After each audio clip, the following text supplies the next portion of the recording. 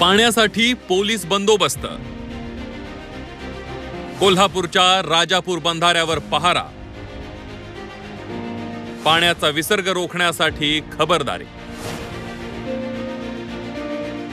कोल्हापूर लाईव्हच्या बंधाऱ्यावर बंदोबस्ताला उभे असलेले हे पोलीस काही नाकाबंदीला उभे नाहीयेत, तर ते पोलीस उभे आहेत पाण्याच्या सुरक्षेसाठी।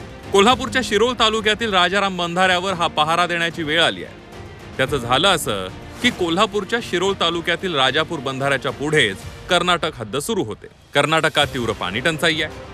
अज्ञात व्यक्तींनी बंधाऱ्याचे बर्गे काढून पाण्याचा विसर्ग करून कर्नाटकात पाणी पळवण्याचा प्रयत्न केला। पुन्हा असा खोडसाळपणा होऊ नये म्हणून बंधाऱ्यावर पोलीस बंदोबस्त तैनात करण्यात आला।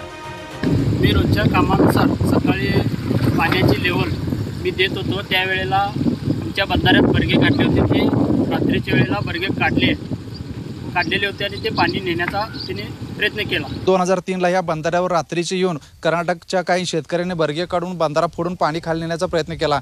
त्याला वादावादी होऊन त्याला रात्री 12-1 वाजता मारामारी होऊन काही कर्नाटकातल्या शेतकऱ्यांच्या गाड्या जाळण्यात आल्या होत्या।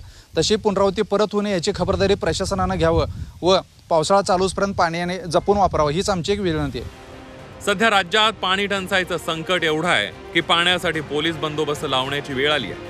पाण्याच्या बाबतीत समृद्ध असलेल्या कोल्हापुरात ही अवस्था असेल तर उर्वरित राज्याची परिस्थिती काय असेल याचा अंदाजच केलेला बरा।